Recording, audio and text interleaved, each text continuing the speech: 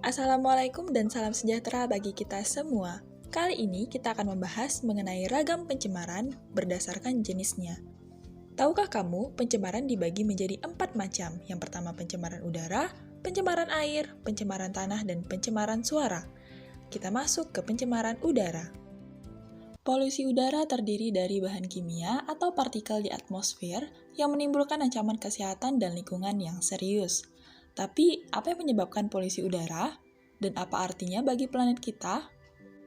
Beberapa polusi udara berasal dari sumber alami seperti letusan gunung berapi, kebakaran hutan, ataupun alergen. Tapi sebagian besar polusi udara dihasilkan dari aktivitas manusia. Seperti energi yang digunakan dalam pertanian, ada beberapa jenis polusi udara buatan manusia. Ketika kita membakar bahan bakar fosil untuk menghasilkan energi, mereka melepaskan gas rumah kaca ke udara. Emisi ini seperti karbon dioksida, metana, dinitrogen oksida, dan juga gas berfluoronasi memerangkap panas dari matahari di atmosfer bumi. Hal ini dapat menyebabkan peningkatan suhu global dan berujung pada terjadinya perubahan iklim. Misalnya, perubahan iklim meningkatkan kabut asap karena terbentuk dengan adanya panas tinggi dan peningkatan tingkat radiasi ultraviolet. Akhir-akhir ini kita juga merasakan ya cuaca ekstrim yang lebih sering terjadi, seperti banjir, yang berkontribusi pada kondisi lembab dan karenanya meningkatkan jamur.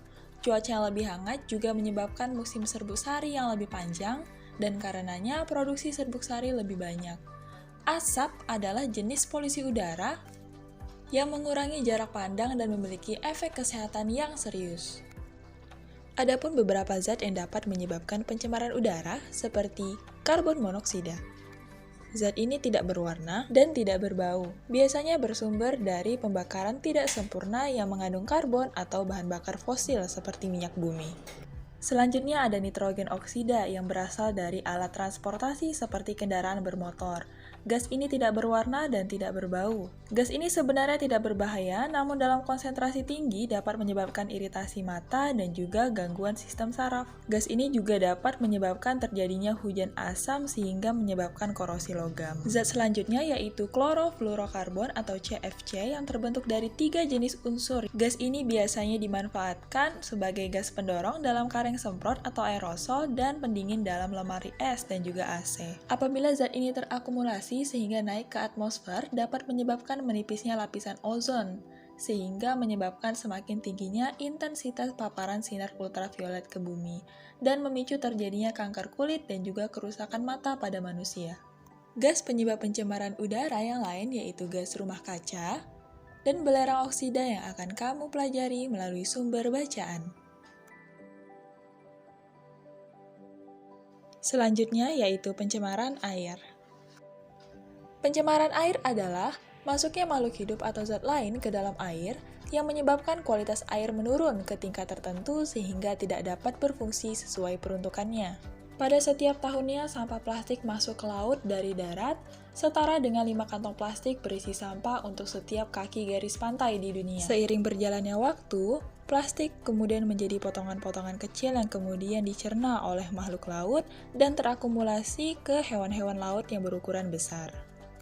Pencemaran air disebabkan oleh limbah dari berbagai kegiatan manusia seperti limbah domestik, yaitu limbah yang berasal dari perumahan, pusat perdagangan, perkantoran, rumah sakit, dan tempat umum lain. Misalnya deterjen, sampah organik, tinja hewan, dan juga tinja manusia.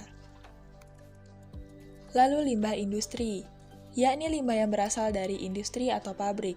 Biasanya berupa bahan-bahan sisa yang mengandung logam berat berbahaya dan beracun seperti merkuri, timbal, tembaga, dan unsur lain. Kasus yang paling terkenal dikarenakan limbah ini ialah kasus Minamata di Jepang. Hal tersebut diakibatkan warga mengonsumsi ikan yang tercemar limbah merkuri di Teluk Minamata. Limbah pertanian, yaitu limbah dari kegiatan pertanian berupa pupuk kimia dan juga pestisida. Apabila kelebihan pupuk di lahan pertanian, maka akan tercuci oleh air hujan dan masuk ke saluran irigasi, sungai, dan danau, sehingga menyebabkan terjadinya peningkatan unsur hara yang disebut eutrofikasi. Akibat lebih lanjut, akan terjadi blooming, yaitu pertumbuhan ganggang atau eceng gondok secara cepat sehingga menutupi permukaan air. Ini akan menghambat masuknya cahaya matahari sehingga menurunkan konsentrasi oksigen terlarut. Limbah pertambangan. Contohnya yaitu tambang emas yang menggunakan merkuri untuk memisahkan emas dari bijinya. Selain itu, terdapat tumpahan minyak dari pertambangan minyak lepas pantai dan kebocoran kapal tanker. Tumpahan minyak di atas permukaan air akan mematikan organisme laut karena kekurangan cahaya matahari. Selanjutnya yaitu mengenai pencemaran tanah.